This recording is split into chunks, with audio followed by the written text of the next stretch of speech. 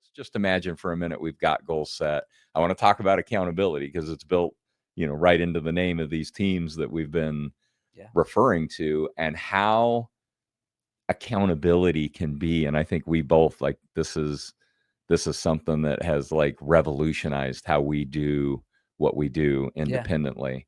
So can you talk a little bit about accountability teams, or how you see accountability and goal setting as an effective part of the overall strategy? Okay. You broke the seal, so I'm just gonna say it. Accountability is scary as shit. It is. The first time I was invited to an accountability group, Yeah. I turned it down. I said, "No way! What? You want me to get in front of other people and tell them what my goals are?" I literally thought this. I was like, "This sounds ridiculous. It sounds Right. masochistic." And then they're gonna judge me. They're Right. gonna tell me, like, they're gonna ask me questions. They're gonna have an opinion about my goals. And it sounded not only ridiculous but like pointless. Like, why? Um, and then the friend who invited me to an accountability group, he joined, and this was 2020. Okay. I actually just looked back at my goals that I set that beginning of that year. And I as soon as COVID shutdowns happened, Mm-hmm. that derailed all of my goals. I said, screw my goals, like the world is ending or Right. whatever, Right. whatever Or was your going thought on in my was, yeah. mind, right?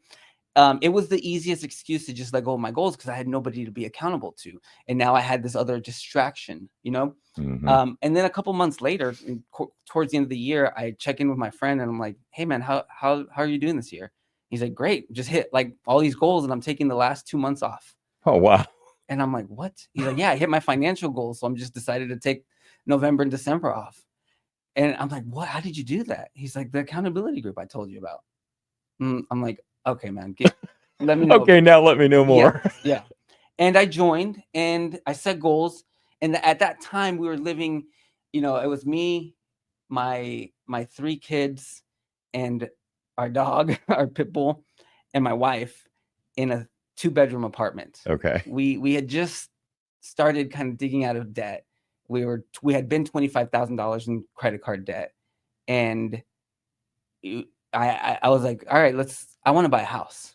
And I don't just want to get out of debt. That's very like scarcity Yep. thinking. I Yep. Yep. want to get out of this apartment. I want some space for my family. Yeah. The So, positive side. right, Yeah. right. What do I want? So I set that goal and I broke that goal down. Well, what do I got to do? Okay, well, I got to finish paying off my debt. Okay, so that's the first step, pay off my debt. Then what's the next thing? All right, what's the financial, like, what does my credit score look like? Yep. What is my down payment look like? Who's going to help me buy the house? Mm-hmm. Where am I? Like all of these decisions. So these are just goals that started kind of like, oh, great, this is a goal. This is a goal. This is a goal. These are micro goals on my way to my bigger goal.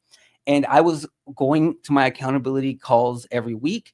And some weeks I would fail. Some weeks I would say I didn't accomplish my goal. Some weeks I would succeed.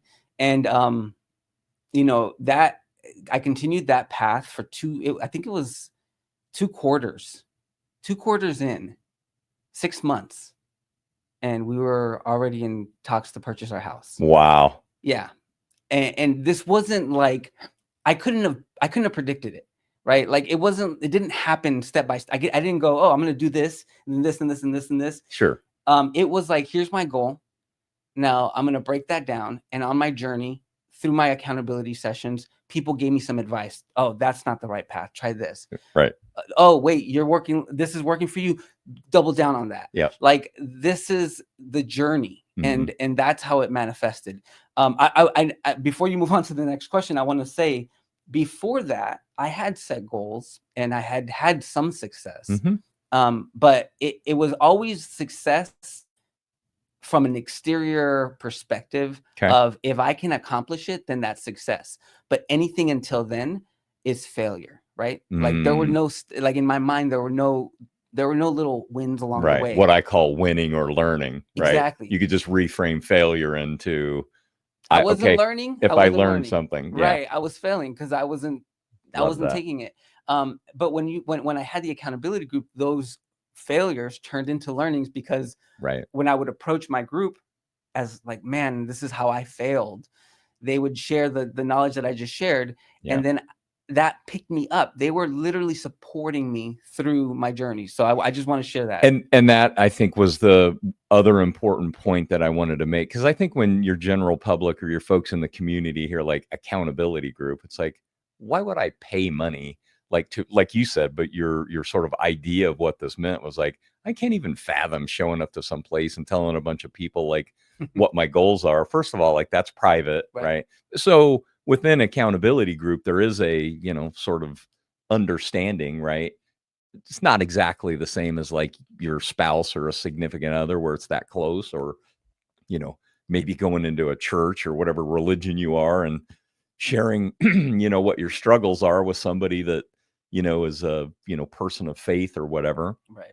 So it's not the same as either one of those, but it's not also, like I think when you hear accountability group, it's like you're going to get on a phone call or a Zoom call or something, and people are going to be like, what the hell are you doing, Hugo? Like, Yeah. what do you mean you didn't do your, X, Y, or Z? And of course, there is an element of accountability, which it usually looks more like questions, right? That end up, like probing, okay, so you fell off the wagon on your nutrition plan through the week, Hugo. Right. So is there something you could have done differently, right?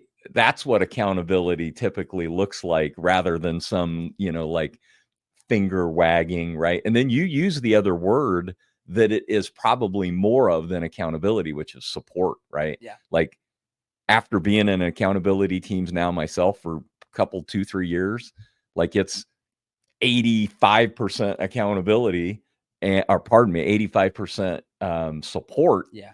And then this other smaller percentage of accountability, which I think we would both also say is like 95% of the accountability there is your own. It gets you to raise the level of your own personal accountability. And that Right. is closing that gap, right, between who you were actually showing up and being and who you could be. So I don't know if there are any thoughts on any of that. The idea of showing up to an accountability call and getting yelled at, that is very real. Like the idea of that fear, because that's the fear that I had. Mm-hmm. And what I realized when I showed up and I didn't get yelled at was that was all in my head. Right. I'm yelling at myself. I'm the one that's treating myself the way I think other people are going to treat me. Right. And that was a revelation. It took me a while to realize that, but that was a revelation that actually changed my whole life, because it made me realize that I was beating myself up way more than anybody else. Mm. So me sharing it was actually it was honestly like somebody kind of saving me from myself. Yeah. Like, oh, it's not as bad as I'm making it out to be. Yeah. Yeah. That's the other beauty that you can get from an accountability team, is that maybe that's the third leg. If it's support and accountability, you can also get a really healthy outside perspective, right?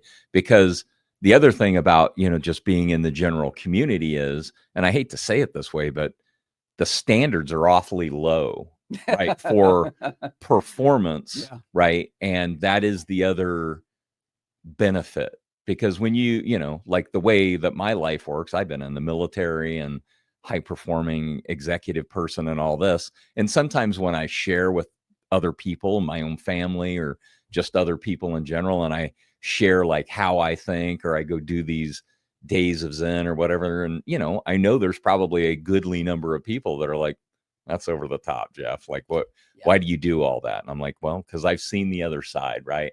And so that, I wasn't even thinking about this, but that is one of the other benefits that you get.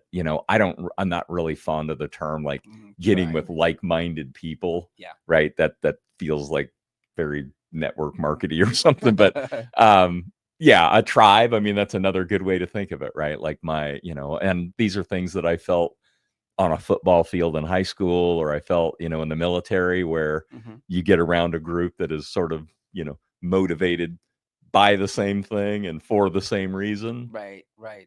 That's a powerful feeling. The community that's built around Yes, it. So the community. I want to dig into this idea, Sure. because I'm going to share a story with you. I think I've told you a version of this story, but not in this context, and not for the reason that I'm going to tell you right now. Mhm. When I was in elementary school, I moved around a lot in different schools. I never really kind of settled in, but I got along with a lot of different groups, and I learned how to get along. But in junior high, we moved into the hood. Is the easiest way to put it. Low income, the projects, literally the projects, and I had to adapt to that environment, and that was new. That was something that I didn't know how to adapt to. Mm, The violence, mm, the intimidation, the gangs. So, like, first week of school, some kid threatens to beat me up. He's like, "Hey, I'm gonna kick your ass after school." mm, And I don't know what this means, but I'm terrified. I'm avoiding this kid all day. right. The end of the day, he rides my bus, so he's on my bus, and I'm thinking like he hasn't said anything. I'm thinking I'm safe. I'm good. We get to the first bus stop, and the bus driver stops, opens the door. Nobody gets out of the bus. So then the bus driver moves, goes to the second bus stop. And this is a bus full of kids. It's completely full. Opens the door, nobody gets off. Mm, you know what's coming. I did not know what's coming. Okay. We know what's coming. Okay. Everybody listening know what's coming. 12-year-old or 11-year-old, however old I was, Hugo me didn't know. did not know what was happening. I was confused. We get to the third bus stop, my bus stop. The door opens, I get up, I'm at the front of the bus, and instantly I hear a cacophony of people stand up in unison. Uh, And then I'm like, okay, I get it. And I walk out, and then the kids starts verbally berating me, and then they wall me into an alleyway, and they push me into an alley in the projects. I have no idea what's happening now. At this point, I'm terrified. I Mm. think I literally thought I was fearing for my life. I'll bet. Yeah.